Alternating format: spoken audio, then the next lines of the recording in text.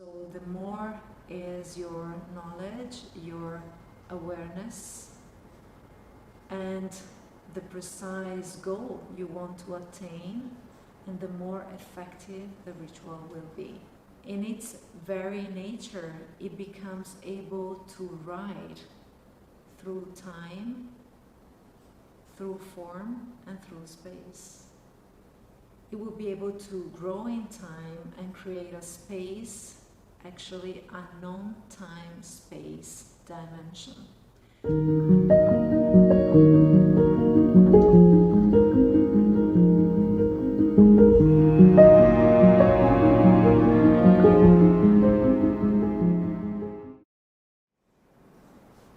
Convoy. My name is Guraloto and I'm one of the instructors of the Damanhur Alchemy School. I'm here today to tell you more about one of the major topics of alchemy, which is rituality. Precisely personal rituals. So in our alchemical process, we use many personal rituals to work with the different parts we contain, with the different energies and forces we have inside of us. And personal rituality is mainly directed, oriented to work through elements, so the elements that we contain, the elements that are forming our universe, air, water, earth and fire, and masculine and feminine principles. So the core principle in Damanhurian philosophy is that human beings are bridges to connect different planes of existence, different dimensions. And through rituals, we do exactly this, because by creating a space in which we use specific gestures, specific sounds, a precise sequence of the elements, which is a ritual, we are able to open up doors, gates, to access our inner universe, but also the outer universe. So again, rituals are very ancient knowledge that humankind have always performed, but in our school it has been updated. Through personal rituals, what we do is to create and use physical objects which contain the elements to work at the same time with the elements within and outside of us.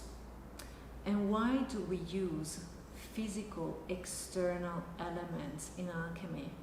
Actually, we use them all the time, because to be able to perform, to transform elements inside, it's easier to manipulate them, to modify them, to transform them outside of us.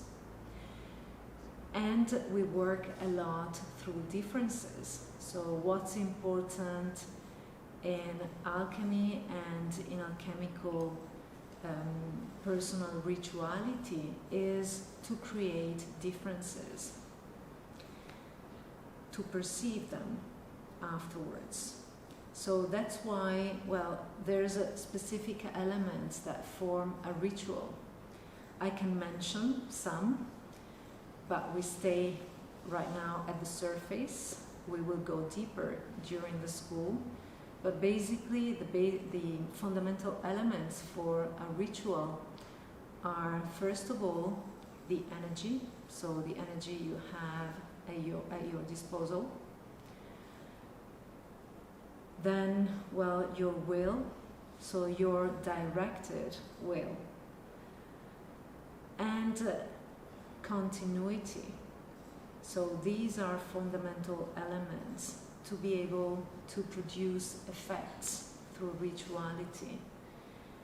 And physically, when we perform a ritual, we need to create a pure space again. So as when we create potions, that we need to create a neutral state of being in ourselves, when we perform a ritual, we need to clean the space where we are, and also to divide the space where we perform the ritual and the outer space. And we do that by creating specific schemas, so patterns that we draw thanks to the stuff. And that pattern will create a three-dimensional geometry.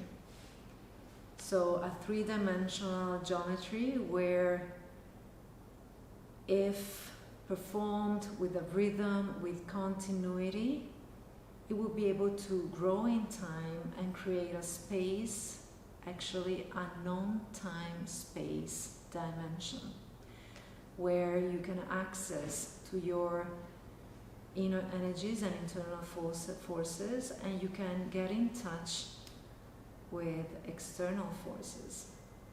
So that's why we are bridges. I mean, we are bridges as forms, as human forms. We are able to connect the material dimension with the spiritual dimension. And in alchemy, we mostly do that through rituals. Another important element of rituality in general and personal rituals is knowledge. So the precise knowledge of how to create it and how to perform it. So as a ritual puts you in contact with your inner and outer forces, is a matter of communication. So it becomes an instrument of internal communication and external communications throughout the many multiple dimensions we live in. And the meaning and the interpretation we give to all this, it was activate and make the ritual effective. So the more is your knowledge, your awareness, and the precise goal you want to attain, and the more effective the ritual will be. In my personal experience, rituality had a great impact on me, because through rituals I've had many mystical experiences. So you are working, and I've been working with my internal forces, and when you become more aware and able to balance, to know more and to balance all these internal forces, you will tune more with the same frequencies, and the universe will respond to that frequencies. So, as well as the many different dimensions. Repetition and continuity are fundamental. As you probably know, collective rituals have been performed always with a rhythm in time. So if you will have the capacity to repeat, giving yourself a rhythm to the ritual, for sure you will be able to go deeper and deeper and to work with your purest forces. Through rituality, you might discover and express more and more extraordinary powers. So a ritual, when is repeated in its very nature, it becomes able to ride through time, through form, and through space. I would suggest you a very simple exercise if you normally do not perform rituals, to get accustomed to this system. And I would suggest you to take some time for yourself, let's say 20 minutes a day, that you dedicate to your being, actually more precisely to your body, mind and spirit. And in the morning, which is the best moment of the day, to start your day, you can take 10 minutes and you use them to move your body, so to move your temple, to energize your alchemical laboratory through movement. You can decide to have a walk, you can decide to do some physical exercise. So for 10 minutes you move your body. Then you dedicate 10 minutes to your breath. So your spirit, what connects you to your divine part. So 10 minutes of breathing, a deep breathing where you inhale through your nose and you exhale through your mouth. And you establish a specific rhythm that you use when you breathe. So it could be 6 seconds while you breathe in, you keep the breath for a few seconds, and then 6 seconds you breathe out. And you do this for 10 minutes. So relaxing your body and re-establishing a new balance within you after the movement you did. And the last 10 minutes dedicated to some great reading. So if you have interesting books, spiritual books, or books that with topics that elevate your frequency, do 10 minutes of reading. And you will realize that by repeating this exercise every day, let's say at least 5 days a week, or the time you give yourself the rhythm you want to maintain, you might discover many things. By doing this very simple exercise, 20-30 minutes, I was talking about sections of 10 minutes, but you can reduce it also to 20.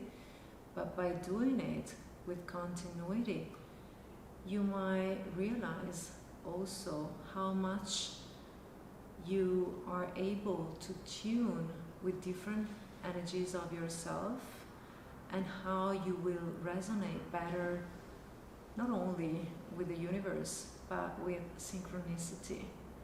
So you will be probably more attractive to the events that you need to explore life. So in these videos, I'm touching only the surface of different topics of alchemy, but there is vastness in it. There's so many fields of exploration that during the school we will explore and also experiment. So if you're interested in an extraordinary journey, sign up. Con voi